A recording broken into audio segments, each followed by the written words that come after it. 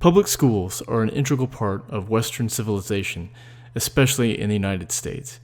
It has become a mechanism by which government creates little drones who are void of wisdom, unable to critically think, and lacking a moral system.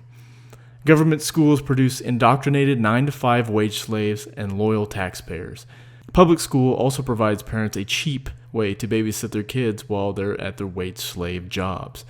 After years of this indoctrination, the current adult-age generations in the U.S. are deeply inculcated in public school dogma, and it shows. The replacement of the parents with a state education has changed the way Americans perceive the state. In the past, the much distant past, Americans once saw the state as a necessary evil that must be closely monitored. Rarely did the people of the U.S. see the government as a benevolent provider. Now, most people see the state as a father figure. Americans, of course, complain and bitch about daddy's state, but when it comes down to it, those same people will defend ardently crippling taxes, Second Amendment infringing gun laws, the police state, public schools, etc. They actively take a role in their own soft enslavement. Now keep this in mind throughout this video. Recently, Congress passed and Trump signed a $2 trillion bill to quote-unquote bail out America during this crisis of the coronavirus. This bill not only prints money from thin air to give to businesses and citizens, but it also contains a large amount of pork, which includes $1 billion for the airline recycling program, $9 million for miscellaneous Senate expenses, $484 billion to a Wall Street slush fund, and $25 million to fund the Kennedy Center and for the endowment of the humanities and arts. Trump claimed a few years ago, in response to the rise of Bernie Sanders' popularity, that the U.S. will never be a socialist nation. Well, this stimulus bill gives the government the ability to buy up private assets of corporations. Essentially, the government is buying the means of production of the private sector. So, Americans, we are socialists now, thanks to the millions of people who are openly supporting this bill just because they want their meager $1,200 check in the mail. This bill will inflate the dollar even more than it already is, and could spell disaster for an American economy that is already in a moribund state. In other economic news, in the state of Tennessee, Matt Colvin and his brother bought 18,000 bottles of hand sanitizer and began selling them for a marked up price on Amazon. This had many people upset, so being the public educated, economically illiterate people they are, they supported the government that went and confiscated the bottles. On March 15th, the Tennessee Attorney General Hunter Hoagland stole the private property of a citizen in the United States, the most free country in the world. Well, it used to be.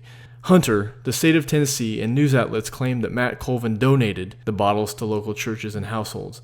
However, this is not the case. Hunter and other volunteers went to Colvin's storage locker without him present and stole the sanitizer. This came after the state of Tennessee forced Matt and his brother to stop selling the sanitizer online. In the United States, this happened, and it blows my mind.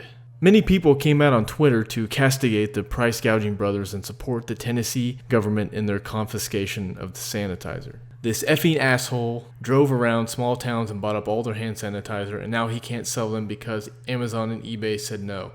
That's exactly what he gets. So what this one says. This jackass went and bought up all the hand sanitizer, wanting to profit off supply mayhem that he helped to create. Now Amazon and eBay won't let him. Good. Let this be a lesson. Don't be an asshole. Another smart guy here.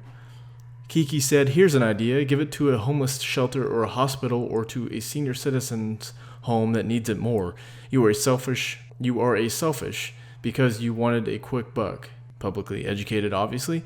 You learned that the hard way. Thanks, Amazon and eBay. The price gouging issue arises all the time, especially in a crisis. What most idiotic public school educated people don't understand is that price gouging does not exist. When a supply of a certain product decreases, the price will inevitably increase because that thing is more valuable. This market force assists in evenly distributing the product without allowing the product to run out altogether. If the price of that product does not increase, mainly because of government won't allow it, the product will be bought up quickly by the first passers-by, leaving none for everyone else. Also, the higher price serves as an incentive for entrepreneurs to invest in bringing more of that scarce product to the market, which in turn increases the supply and decreases the price over time. This Matt Colvin guy actually was helping people gain access to buying the sanitizer before the panic buyers bought it all up at the original cheap price. Matt was selling the bottles for up to $70 and people on Amazon were buying it, thus setting the price. It wasn't Matt who set the price. It's not private businesses or manufacturers who set prices, it's the consumers. Matt took a risk in investing a lot of money into buying the sanitizer. He would have been handsomely rewarded if that risk worked or horribly punished financially if the risk didn't pay off. That risk versus reward is already embedded in the mechanisms of the free market. Matt didn't need an overbloated state to punish him when they saw fit. The market would have sorted it out.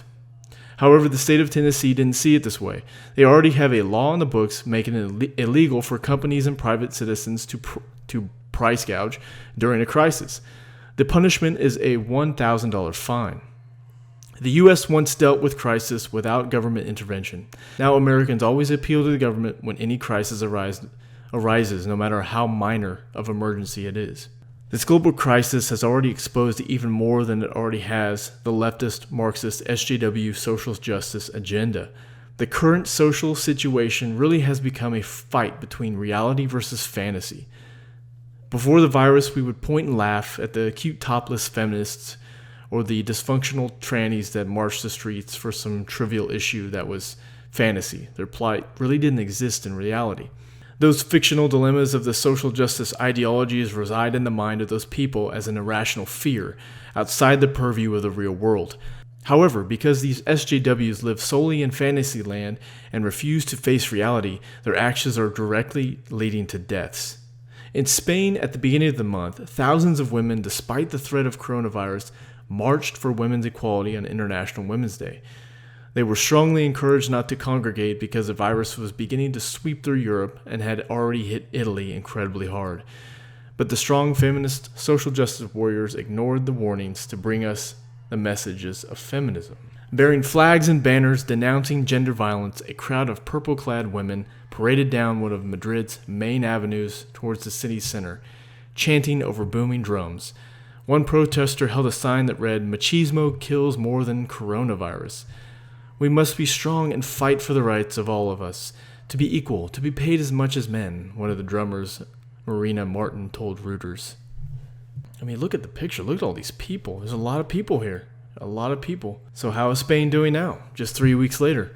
Are they more cognizant of a gender wage gap, or have they finally toppled the patriarchy thanks to the strong female march? No, they are dying in droves. Spain has become one of the world's biggest hotbeds for the coronavirus. Spain recorded at least 85,000 confirmed cases with at least 7,300 deaths from COVID-19 as of Monday, according to John Hopkins. It falls only behind the United States and Italy in case numbers. Only Italy, with nearly 11,600 deaths, surpasses Spain, according to the worldwide tally tracking the global coronavirus pandemic. The thousands of women who marched that day most certainly facilitated in the spread of the virus. It was shortly thereafter the march when Spain's infection numbers skyrocketed. Now the president of Spain is facing criminal complaints for allowing the march to happen despite the coronavirus warnings. In many other places in the world, more leftists refuse to accept reality and put woke politics in front of prevention. In Italy, the government encouraged people to hug a Chinese person to fight racism, government officials say, because the virus came from China. And if you notice in the video, it's mostly women and beta men hugging this Asian. Italy also refused to screen Chinese immigrant workers coming back from China for the Chinese New Year. Now Italy is one of the worst hit places in the world by the virus. Moreover, Britain's Sadiq Khan, New York's Bill de Blasio, California's Nancy Pelosi all encouraged their countrymen and women to attend massive events just a month ago. Now, when 800,000 plus people are infected worldwide, all these leftist politicians are changing their tune, suggesting lockdowns of most major cities in response to the rapid spread of the virus. If I get corona, I get corona. At the end of the day, I'm not going to let it stop me from partying. You know, I've been waiting.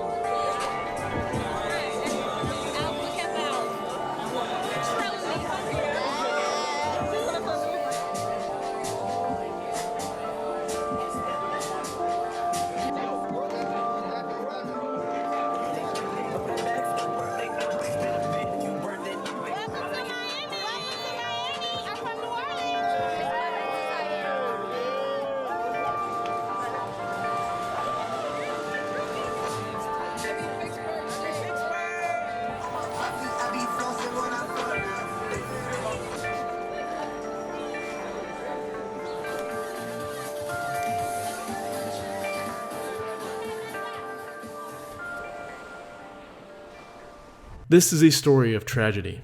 This is what Corona is teaching us. The West, once a shining light in the world, the peak of human civilization, will be undone by our own hubris and lack of forethought and critical thinking. Our civilization was once the center of rationality, scientific innovations, and economic success, but it has now blurred the line between reality and fantasy.